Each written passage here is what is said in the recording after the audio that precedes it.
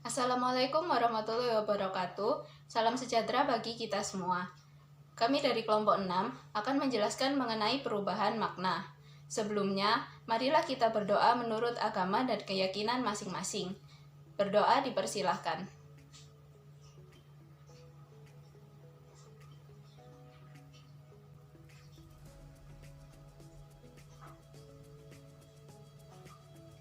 Berdoa selesai.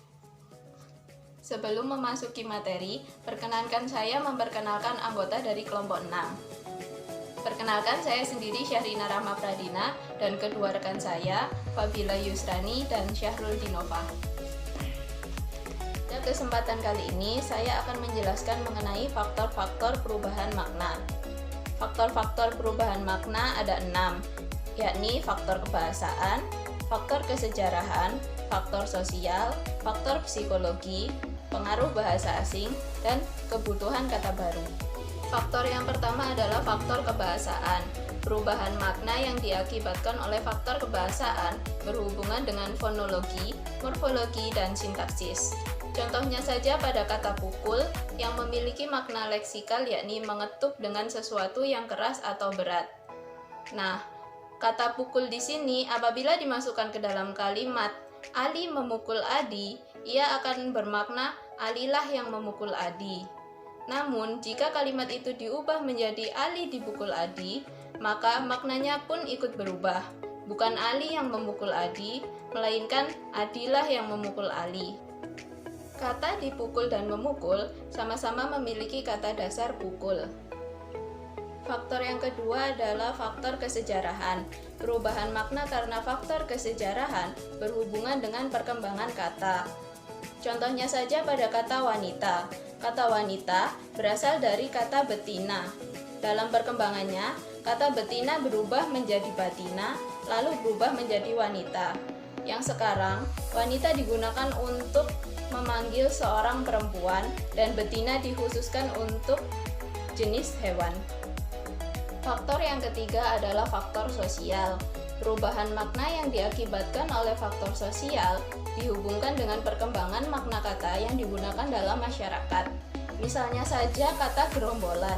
Sebelum tahun 1945, gerombolan bermakna orang yang berkumpul atau kerumunan orang.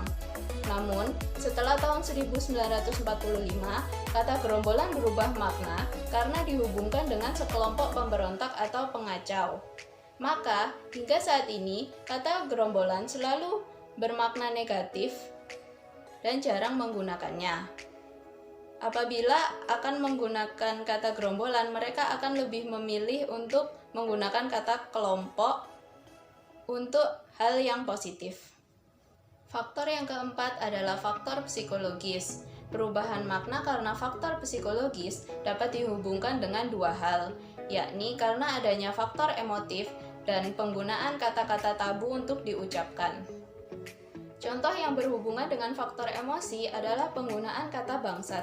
Dahulu orang memaknai kata bangsat sebagai binatang yang bisa menggigit jika kita duduk di kursi rotan, karena binatang tersebut habitatnya adalah di sela-sela anyaman rotan. Namun pada zaman saat ini, orang yang marah akan cenderung mengatakan bangsat yang dimaknai sebagai manusia malas dengan kelakuan yang menyakitkan hati. Lalu contoh yang berhubungan dengan kata-kata tabu adalah pada penggunaan kata kencing. Tidak sopan rasanya jika kata kencing diucapkan saat seseorang sedang makan. Maka, orang tersebut akan menggunakan kata buang air kecil untuk pengganti kata kencing. Faktor yang kelima adalah pengaruh bahasa asing. Perubahan bahasa yang satu terhadap bahasa yang lain tidak dapat dihindarkan lagi. Hal ini disebabkan karena interaksi antara sesama bangsa. Contohnya adalah kata paper dalam bahasa Inggris yang apabila di Indonesia ia dimaknai sebagai karya ilmiah yang disusun untuk didiskusikan dalam forum ilmiah berupa seminar atau kongres. Faktor yang keenam adalah kebutuhan kata baru. Perubahan makna karena faktor kebutuhan terhadap kata baru dapat dijelaskan dari segi kebutuhan pemakai bahasa.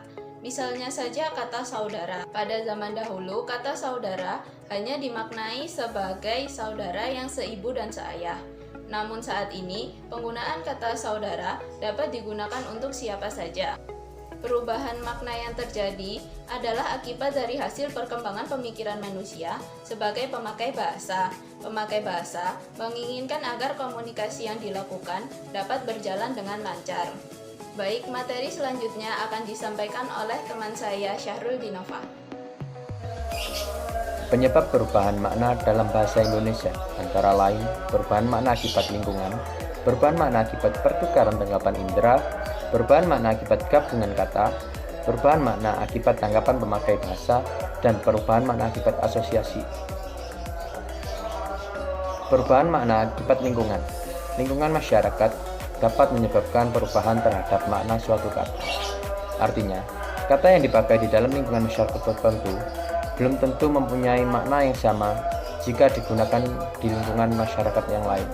Misalnya kata cetak pada kalimat, buku itu dicetak di Universitas Negeri Malang. Cetakan batu bata itu besar-besar. Doni mencetak 2 gol dalam pertandingan itu. Lex mencetak pada kalimat tersebut memperlihatkan makna yang berbeda dikarenakan pemakaian kata di lingkungan yang berbeda. Dengan kata lain, makna bisa berubah atau berbeda jika digunakan di lingkungan yang berbeda. Perubahan makna akibat pertukaran tanggapan indera. Perubahan makna akibat pertukaran tanggapan indera ini biasa disebut dengan istilah sinestesia. Kata sinestesia berasal dari bahasa Yunani yaitu sun yang berarti sama dengan aesthetikos yang berarti tampak. Pertukaran tanggapan indera yang dimaksud misalnya antara indera pendengar dengan indera peraba. Contohnya suaranya halus. Indera pendengar dengan indera perasa. Contohnya katanya manis. Perubahan makna akibat gabungan kata. Perubahan makna dapat terjadi sebagai akibat dari gabungan kata, seperti pada kata rumah. Kata rumah memiliki arti tempat tinggal manusia. Apabila kata rumah digabung dengan kata lain, seperti kata sakit, menjadi rumah sakit, maka memiliki makna tempat khusus untuk penyembuhan orang-orang sakit.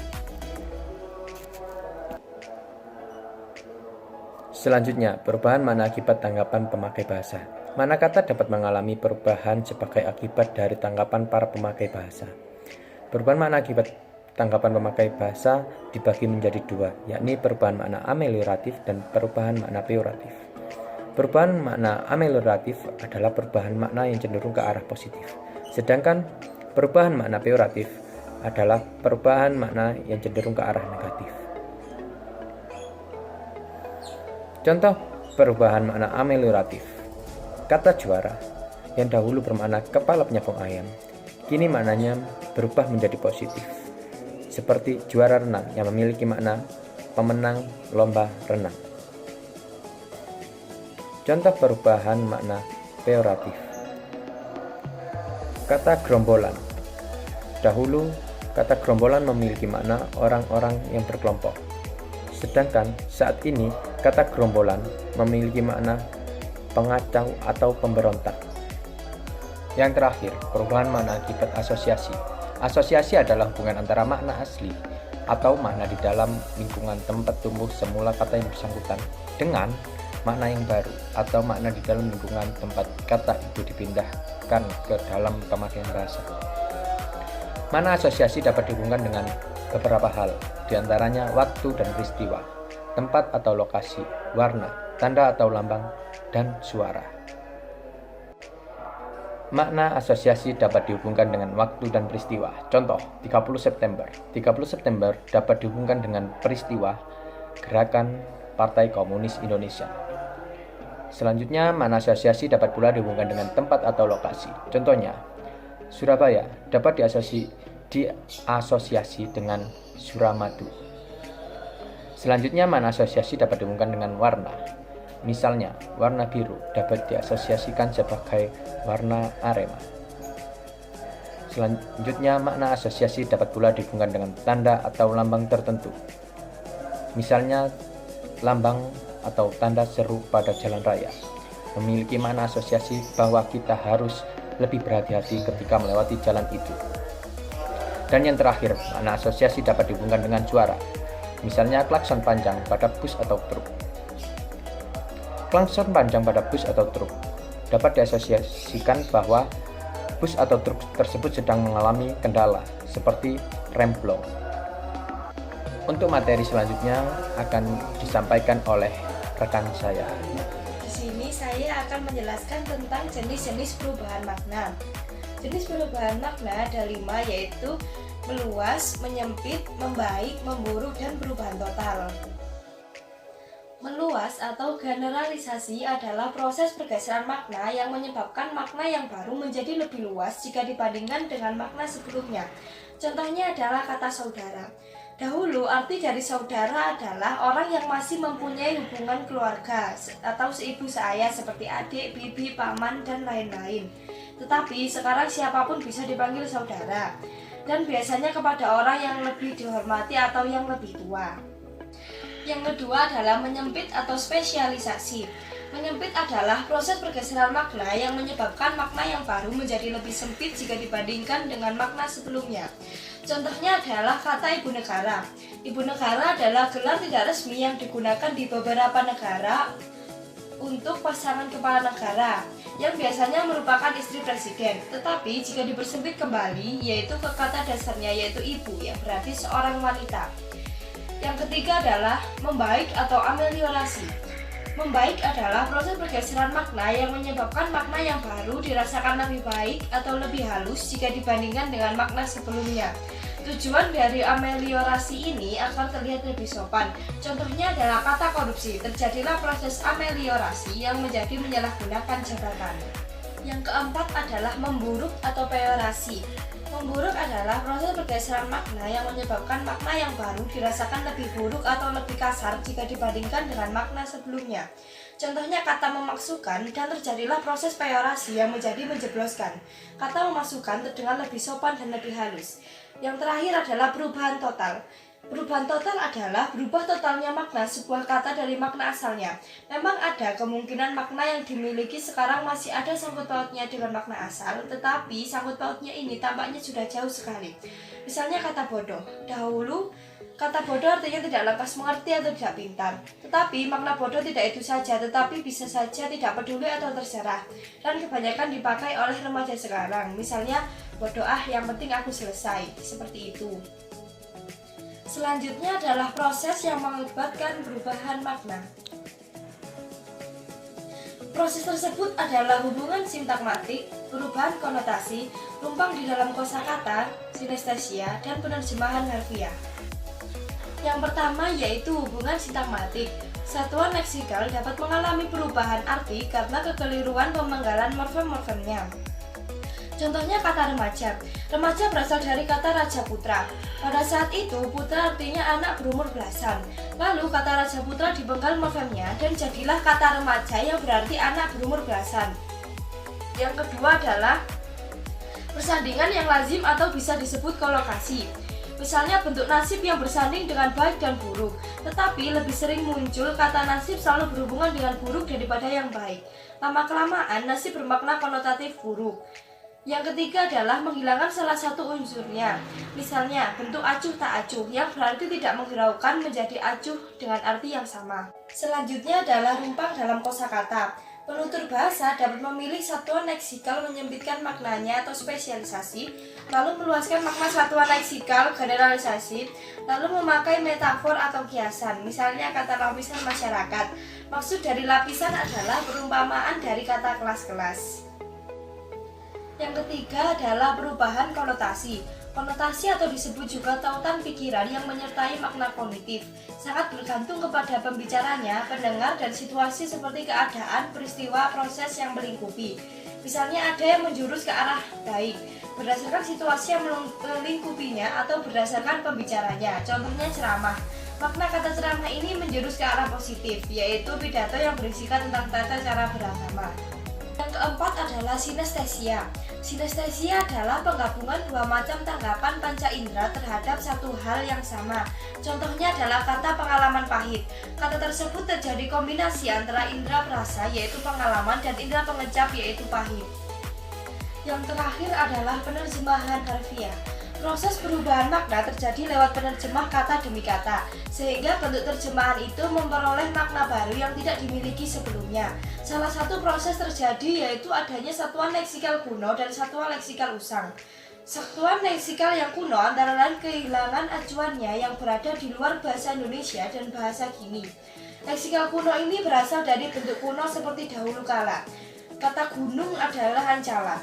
Tetapi setelah berjalannya waktu, kata ancala diterjemahkan menjadi gunung. Satuan leksikal usang adalah kata yang menurun frekuensinya dikarenakan konotasi yang dimilikinya. Misalnya kata kacung yang artinya anak laki-laki, tetapi untuk masa kini kata kacung jarang digunakan. Hal tersebut dikatakan satuan leksikal yang usang. Berikut adalah daftar rujukan yang kami pakai untuk memahami dan mempelajari materi ini. Sekian presentasi dari kelompok kami mengenai perubahan makna. Semoga video ini bisa bermanfaat dan menambah wawasan. Kami juga mohon maaf jika ada suatu kesalahan.